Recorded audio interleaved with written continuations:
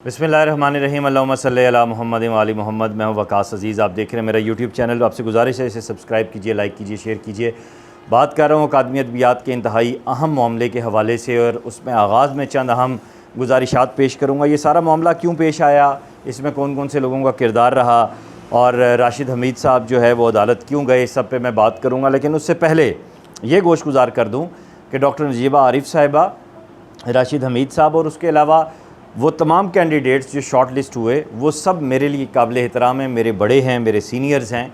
और इस व्लॉग को करने का मकसद कतन किसी के ख़िलाफ़ जाना नहीं है या बात करना नहीं है। ये ब्रेकिंग आज सुबह बीइंग अ जर्नलिस्ट मैंने अपने फेसबुक वॉल से शेयर की थी, अपने पेज से शेयर की थी, और आज सारा दिन सुप्रीम कोर्ट में इसके हवाले से डाटा इकट्ठा करने के बाद और तमाम कानूनी नुकात सुनने के बाद, समझने के बाद मैं आपकी खिदमत में हाज़िर हुआ हूँ। और टेक्निकल बातें होंगी। और दूसरी बात ये कि फ़ेसबुक पे भी, सोशल मीडिया पे भी मुझे आने वाली फ़ोन कॉल से भी ये तासुर लिया जा रहा है कि ये राशिद हमीद साहब को किसी ने इस्तेमाल किया है ये करने के लिए, और किसी के कहने पर उन्होंने ये सब कुछ किया है। और एक तासुर पाया जा रहा है कि जनाब इफ्तिखार आरिफ साहब के वो करीबी हैं, तो इस वजह से ये सब कुछ हुआ है। तो जो मेरी उनके वकला से बात हुई है उसके मुताबिक जो कानूनी चीज़ें मैंने देखी हैं, मैं बीइंग अ जर्नलिस्ट अपना ये ओपिनियन दे रहा हूँ कि फ़ेसबुक के ऊपर और इस तरह ये जो फजूल बातें की जा रही हैं इसका कोई मकसद नहीं है। आइन और कानून की रोशनी में उन्होंने अपनी एक प्ली ली है जो पाकिस्तान के शहरी के मुताबिक अपने हक़ के लिए बात करना हर पाकिस्तानी का जो है वो हमारा आइन और कानून उसकी इजाज़त देता है। सबसे पहली बात जो है ये देखने की ज़रूरत है कि ये सारा मामला पेश क्यों आया। ये सारा मामला इसलिए पेश आया कि अकादमी अदबियात के चेयरमैन की जो तैनाती का मामला है काफ़ी अरसे से पेंडिंग था। अमीर मकाम साहब ने इस हवाले से काफ़ी एक्टिविटी की, और सिर्फ राशिद हमीद साहब नहीं, काफ़ी लोगों के नाम थे जो मैं आगे चलकर आपको बताऊंगा।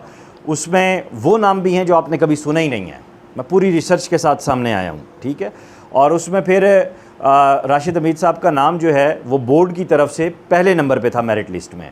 आइन और कानून ये कहता है पाकिस्तान का कि जब बोर्ड और सिलेक्शन कमेटी की तरफ से आपका नंबर पहला हो तो वो तब्दील नहीं किया जा सकता, तावक्ते कि वो बंदा ख़ुद जो है वो ज्वाइन ना करना चाहे, या उसका खुदा न खास्ता कोई क्रिमिनल रिकॉर्ड निकले, या कोई ऐसा मामला हो जिसकी वजह से वो नंबर स्किप हो।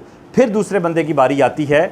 और वज़ीर आज़म थी बेनज़ीर भुट्टो, तो उनके दौर तक सिर्फ़ एक बंदे का नाम जाया जाता था, लेकिन उन्होंने कहा कि कम से कम 3 नॉमिनीज़ होनी चाहिए ताकि ऑप्शंस हों, और तब से ये सिलसिला शुरू हुआ है।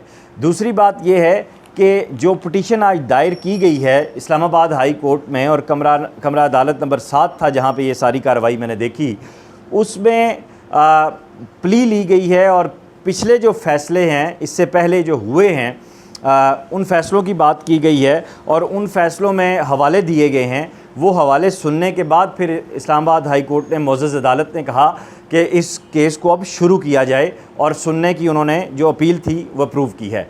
अब ये भी आपको बता दें कि जब सुप्रीम कोर्ट और इस्लामाबाद हाई कोर्ट का, लाहौर हाई कोर्ट का कोई फ़ैसला होगा तो वो कानून की हैसियत रखता है, उसको चैलेंज नहीं किया जा सकता।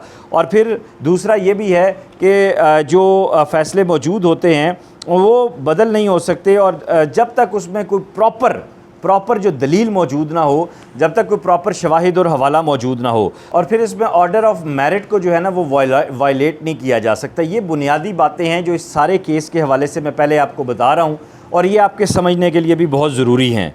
उसके साथ साथ मैं आगे चल के ये भी बताऊँ कि लाहौर और इस्लामाबाद हाई कोर्ट के जो फ़ैसले हैं उनमें ये चीज़ वाज़ेह है कि सिलेक्शन कमेटी या बोर्ड अपनी मर्ज़ी से जो है ना वो नताइज को बदल नहीं सकता।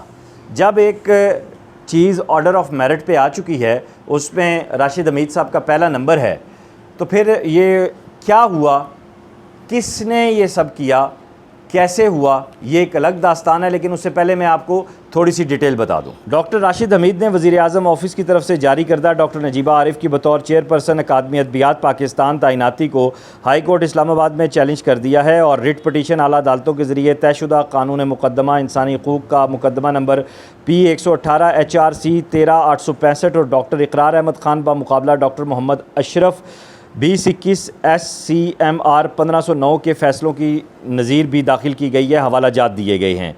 आपको ये भी बताऊं कि चेयरमैन अकादमी का ओहदा अप्रैल 2023 को खाली हुआ था, जिसमें दरख्वास्त गुजारों को शॉर्ट लिस्ट करने के लिए डॉक्टर फातिमा हसन, प्रोफेसर फ़तेह मोहम्मद मलिक और वफाकी सेक्रेटरी कौमी वर्सा सकाफ़त डिवीज़न पर एक सर्च कमेटी बनाई गई थी और कमेटी ने 16/5/2023 को 150 के करीब उम्मीदवारों में से 7 को शॉर्ट लिस्ट किया था। इन उम्मीदवारों में doctor Rashid Hamid, doctor Najiba Arif, doctor Yusuf Khushk, doctor Abdul Rauf Rafiqui, doctor Kamran Shahi, doctor Shahid Iqbal Kamran और डॉक्टर आमिर सुहेल शामिल थे। और इन स्कॉलर्स पर मुश्तमिल सिलेक्शन कमेटी का इजलास मुशीर वज़ीर आज़म बराए कौमी विरसा सकाफ़त डिवीज़न इंजीनियर अमीर मकाम की सदारत में 27/7/2023 को हुआ। बोर्ड में इफ्तिखार आरिफ, डॉक्टर इनामुल हक Javed, secretary establishment division, secretary कौमी वर्सा सकाफ़त डिवीज़न और एडिशनल सेक्रेटरी वज़ीर आज़म ऑफिस ने शॉर्ट लिस्ट किए गए उम्मीदवारों का इंटरव्यू किया और तमाम मेंबरान की जानिब से ये दिए गए नंबरों की बुनियाद पर मेरिट लिस्ट बनाई गई। वज़ीर आज़म की मंजूरी के लिए बनाई गई समरी में पहले नंबर पर डॉक्टर राशिद हमीद, दूसरे पर डॉक्टर नजीबा आरिफ और तीसरे पर डॉक्टर नसीम अख्तर शामिल थे। हाई कोर्ट ने राजा एम अलीम खान अब्बासी और Ambar Anwar Raja senior advocate supreme court of Pakistan की रिट पटिशन पर दलाइल सुनने के बाद इसे काबिल समात करार दिया और मुतल्लिका हुक्काम को 2 हफ्ते की मोहलत देते हुए नोटिस जारी कर दिए। ये आज के केस की सारी तफसील थी। अब कुछ लोगों का ये कहना है कि शायद राशिद हमीद साहब ने अगेंस्ट डॉक्टर नजीबा आरिफ ये पटिशन फ़ाइल की है। ऐसा नहीं है। डॉक्टर राशिद हमीद साहब ने बनाम प्रिंसिपल सेक्रेटरी वज़ीर आज़म ऑफिस ये पटिशन फ़ाइल की है। आप अपनी स्क्रीन पर ये देख रहे हैं, ये रेफरेंस नंबर भी मैंने शेयर किया है। उसके साथ साथ अब आगे मैं दूसरी जो इसमें सबसे इम्पॉर्टेंट चीज़ है वो ये है कि मुझे जो मेरे सोर्सेज़ ने बताया है मिनिस्ट्री से कि जब ये बोर्ड इंटरव्यू हुआ, सब कुछ हुआ, तो उसके बाद अमीर मकान साहब ने ये कहा कि पहला नंबर डॉक्टर राशिद हमीद साहब का फ़ाइनल हो गया, इसको डन करें।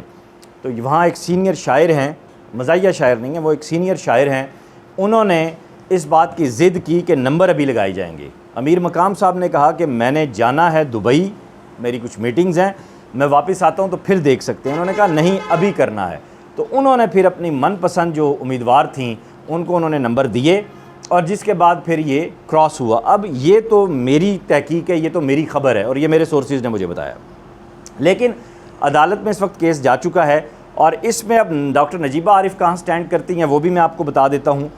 जब ये ऐड दिया गया, आप स्क्रीन पे देख रहे हैं चीज़, तो इसमें वाज़े लिखा हुआ है कि अगर आप सिलेक्ट होते हैं तो जिस ओहदे पर आप मौजूद हैं वहाँ से आपको रिज़ाइन करना होगा। डॉक्टर नजीबा आरिफ इस वक्त जिस ओहदे पर मौजूद हैं वहाँ से वो रिज़ाइन कर आएंगी और यहाँ वो ज्वाइन करती हैं और खुदा न खास्ता अगर ये फ़ैसला उनके ख़िलाफ़ आ जाता है तो फिर उन्हें यहाँ से भी डी-नोटिफाई होना पड़ेगा।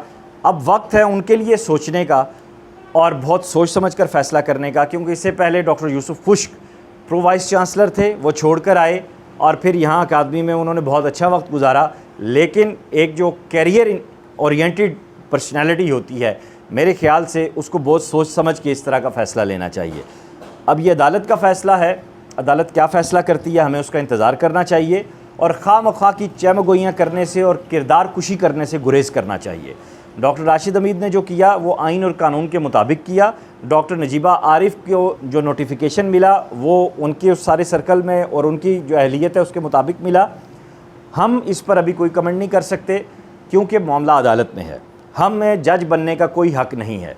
सो मैं ये गुजारिश करूँगा कि एक समझदार अदीब और शायर होने का सबूत दीजिए, इधर उधर की बातें करने की बजाय फ़ैसला आने का इंतज़ार कीजिए। अपना ख्याल रखिएगा, दुआओं में याद रखिएगा। खुदा हाफ़िज़।